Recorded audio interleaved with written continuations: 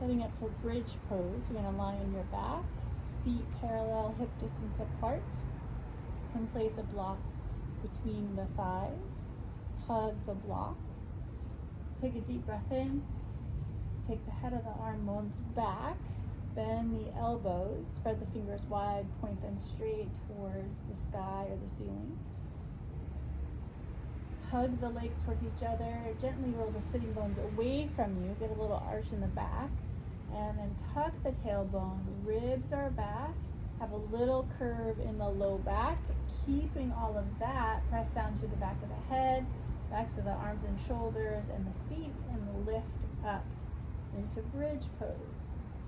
Now, isometrically, pull your heels back towards you. You feel your hamstrings and glutes engage. Then press down through the back of the head, back of the shoulders, and reach out through the knees. Find your breath and breathe. If you're able to go a little deeper, you can clasp your hands underneath and roll the shoulders under. You don't want to turn your head in this position.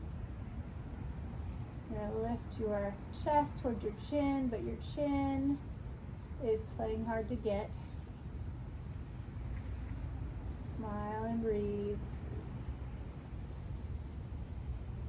And on an exhale, release the hands, slowly release down. You can remove the block. If you'd like to do a restorative bridge pose, do the same position and lift up and slide this block underneath the sacrum.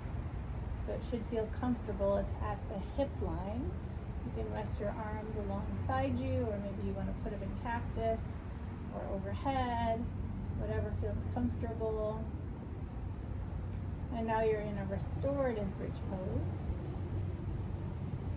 You can also lift your legs towards the sky for more of an inversion.